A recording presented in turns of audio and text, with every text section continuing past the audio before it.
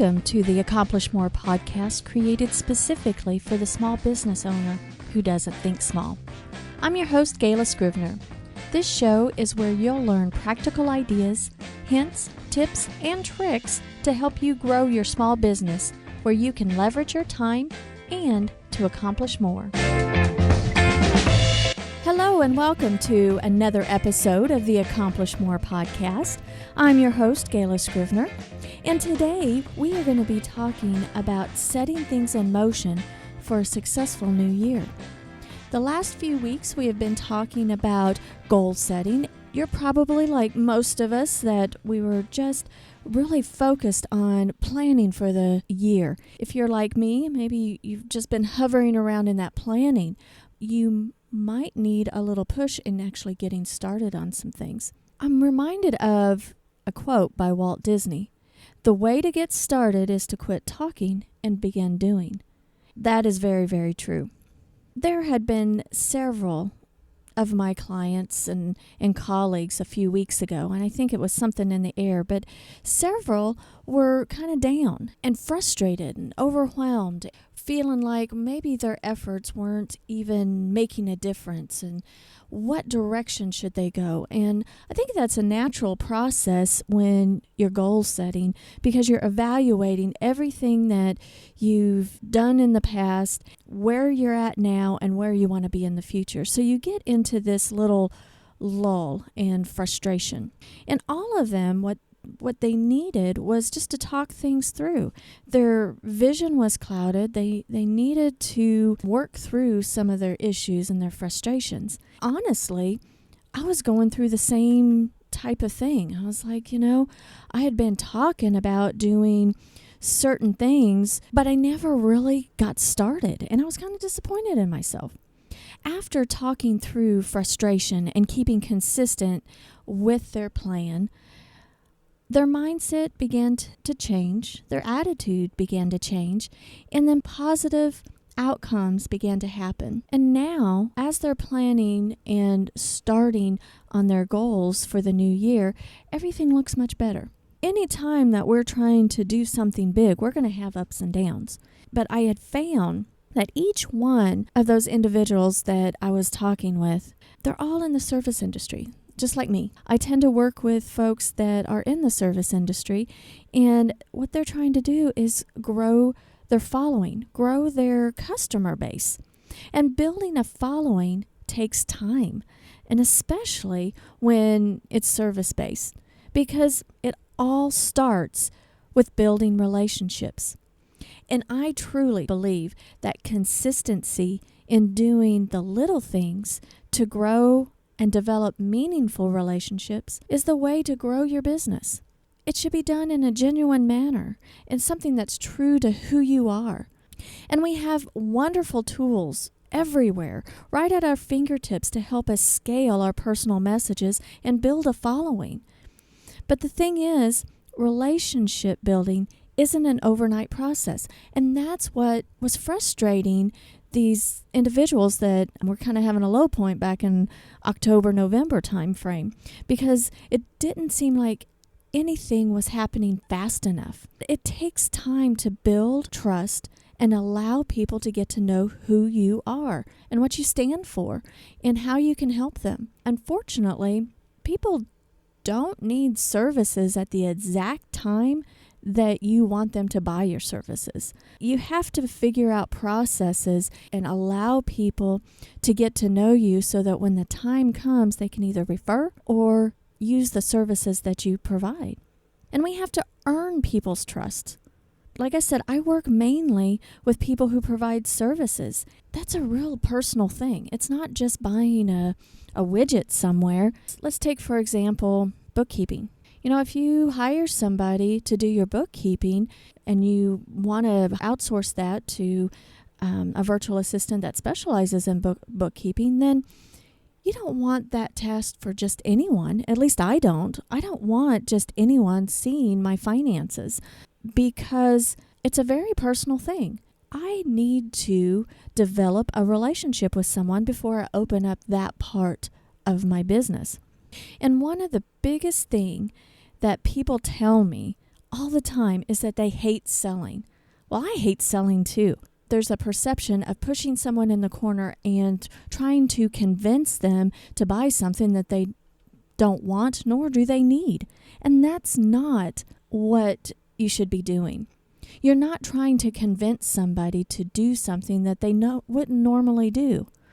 What you're trying to do in your business is to build a following of like-minded folks that believe in what you do, support in what you do, and that you have a connection with them and they naturally would buy what you have to offer because there's this mutual trust and camaraderie. Being pushy is not the thing to do. In fact, in many situations, if I feel like I'm pushed into a corner, I am totally turned off, will shut down, and there's many people around me that are like that. If you build relationships of people that already have the belief in what you have to offer, but they just simply need help, it makes for a much better relationship. And allowing people to get to know you and building that trust takes a great deal of planning, it takes consistency, and it takes implementing processes. And here's the thing. We've got these great tools available to all of us, and it's awesome. The tools are available to not just big companies. I am so proud that we as small business owners have the ability to have the technology right here on our laptop, on our phones, and it's very affordable. It's not just reserved for the people that own big companies. We have these tools that we can scale our conversations and connect with people like never before. Anybody can create a website, which is awesome. Anybody can use email to communicate. Social media is phenomenal with connecting with people like never before. And yes, old school follow-up tactics such as direct mail and phone calls still work, and we all have the opportunity to serve and communicate with our customers on a personal level. But what I find when talking with my colleagues, they are just frustrated that business just doesn't come quick enough for them. What I found is that they haven't done the work to set in motion to build a platform that allows them for people to get to know them. They just automatically go from, okay, here's what I have to offer, and you should buy from me. Well, let's take, for example, massage therapy. I know several massage therapists, and each one of them are wonderful people. Why would someone go to one massage therapist over another? In picking, it's not necessarily price that you pick a massage therapist. For me, seeing a massage therapist, that's a very personal thing. I need to have a trust level. I need to trust you. I want to feel like I can get to know you a little bit before I go see you. And what if trying to figure out the personality of someone? Well, what sets a massage therapist apart from another massage therapist is them. It's the personality. And how can you build a following, a customer base, and a referral base is to help educate your clients on the benefits of massage, because the people that get massage already believe that it works. Helping them reinforce their beliefs and then providing information so that when it's time for them to get help, they are talking about you versus anyone else. Creating that following takes time. We can use digital means. We can use through our websites, through email, through social media, through podcasting, through video, all these tools that are available to small business owners and that we can use to communicate and broadcast our message, to infuse our personality into our business, helps solidify and reinforce relationships. And that's a powerful thing. The more I talk with folks, I find myself helping people that are afraid of the technology. For me, I can just jump right on in and start poking buttons and learning new things. And I love databases, and I visualize how they're put together and how different programs can talk to each other. And that's just me. But not everybody is built like that. And what I have found is that I have conversations with folks and they say, oh man, I really want to get a website going, but I just don't know where to start. It's so expensive. Well, it can be.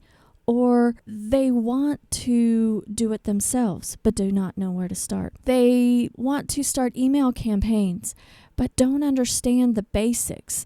They're lost. I have been able to help many people through the bumps of their technology phobia so that they can make progress. I have found myself in numerous conversations with people who simply need a little guidance and hands-on training to get them started. They read somewhere or listen to a podcast and feel that they need to be active in such things as social media or develop their website, but they get lost in the details. They don't have a handle of where to get started, what buttons to push, what their expectations should be, and then figuring out how to make the best of their time with their marketing. It's the not knowing that paralyzes them most. Once we work together and I show them some basics to get started, all their other coaching and reading just seems to click and make sense. I didn't realize until I had several conversations that there are several people that are challenged with technology. And there's nothing wrong with that. You know, those individuals are very, very smart, but are embarrassed to admit that they need help or feel guilty because they feel like, man, I already should know all of this stuff and I just need to stay quiet and maybe it'll come to me. The technology is here and we can't avoid it, and whether we like it or not, it's to our advantage to have a basic understanding on how it works and have the confidence to use it and to figure out how best to use the technology to make our businesses run more smoothly and to set the processes in place to open up that communication stream for our customers and be available to them. I have had countless meetings with people around me that we just pull out our computers in a coffee shop and we have coffee shop training classes. I will show them on their computer how to do things like setting up a MailChimp account, for example. I've even had some people sign up for a customer relationship management system or a CRM, and they had no idea how to use it. And I'd look at it and we just talk about what buttons to push and where to go in their system.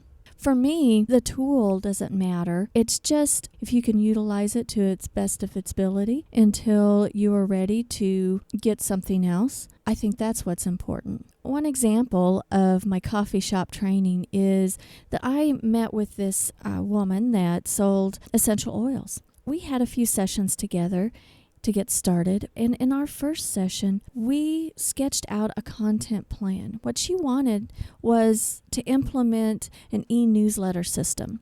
She had one that was generic, but she wanted to make one more personal. What we did in that first session was just map out a basic content plan, kind of figure out what should be the look and feel and the basic theme of how the newsletter should look. And she decided that it would be best if I would set up the account.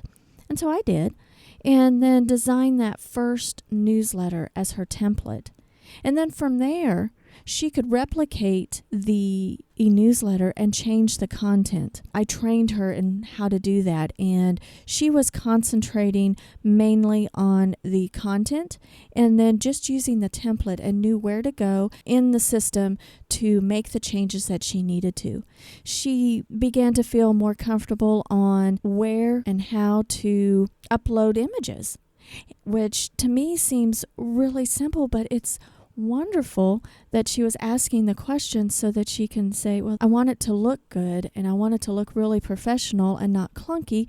How do I do that? Once she knew how to do that and help her with creating hyperlinks to her website, then the process was much better. And she felt more relieved. We went straight to the point, rolled up our sleeves. She learned what to do, and then she implemented that in her processes.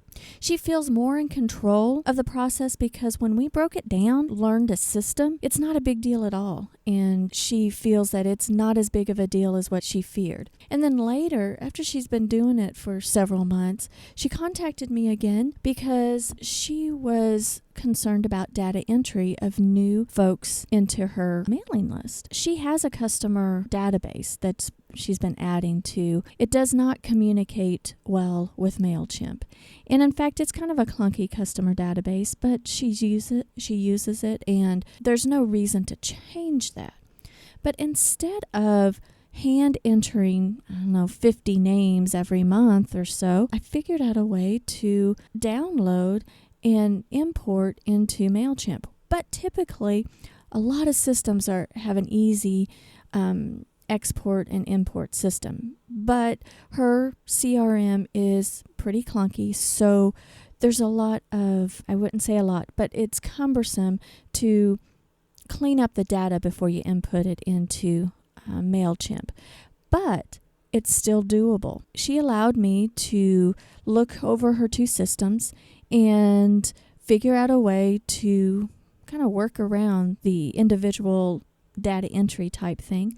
And I created her a training video so that she could do it herself and feel confident that even though the system is clunky at this point, it's a heck of a lot faster than hand keying 50 names a month. And I love helping people like that. To see the transformation in them from feeling lost and powerless to feeling confident and in control is so amazing.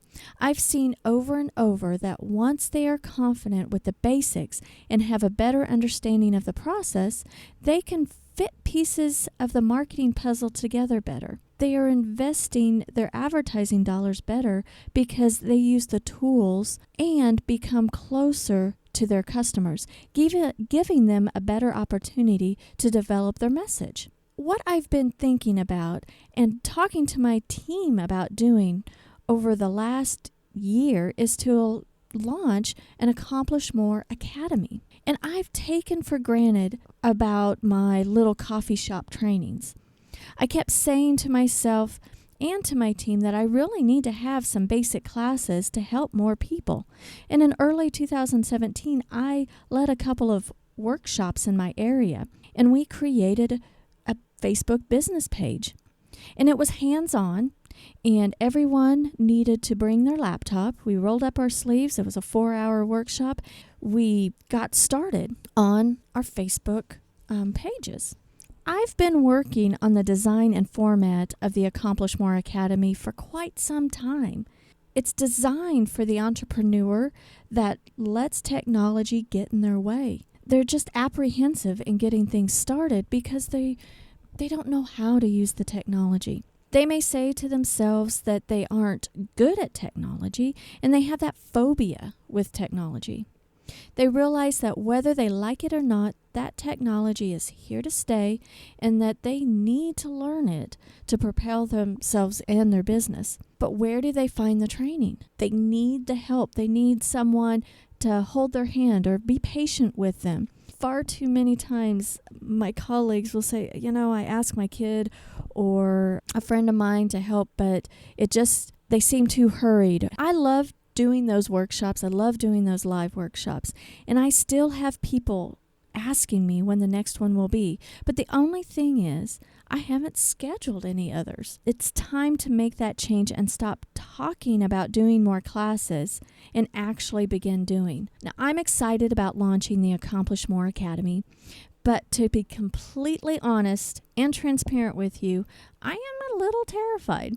I've been talking about it for so long to those closest to me, and I've just hovered in those planning stages for a year at least. And it's time to not be there. I need to keep telling myself that Walt Disney quote, "The way to get started is to quit talking and begin doing." And that's how each one of us needs to jumpstart our goals for this coming year. We need to stop talking about it and begin doing. Get it on your calendar. You've got the plan. You've got the want to, but now chunk it down and convert some of those tasks that you've got to do to reach that goal and put them on your calendar. See progress in that way. And if you have an issue with technology, maybe Accomplish More Academy would be right for you. Or you know someone that is letting technology stop them from progress. Maybe they don't have a Facebook page for their business. They don't understand how to get started, how to stay consistent, what to post. That's okay. We're going to be doing a class in the Accomplish More Academy, that Facebook business page basics class will get us started for the year coming up in February. Then we're going to move on to talk about email marketing, how to do calendars. We're going to cover a lot of subjects that help you with your organization to be able to utilize your time more effectively so that you can accomplish more. If you or someone you know feels stuck because they are afraid of the techie stuff that comes with today's marketing, I encourage you to go to accomplishmoreacademy.com. As of the date of this recording, you'll see a landing page where you can sign up for updates of the details of the Academy offerings as we do the launch in February 2018. If you're listening much later than February 2018, go ahead and visit accomplishmoreacademy.com to get details of how you can sign up and what is in the Academy. The website will develop and evolve as the Academy is launched. Are you ready to stop talking and start doing in 2018? What is the one thing that you keep talking about but haven't started? What's stopping you? I'd love to hear from you, so drop me a note at podcast@scrivenersolutions.com. That's podcast at SCRIVENER solutions.com. It's been a pleasure, and until next time, I'm Gayla Scrivener, and wishing you a fantastic week.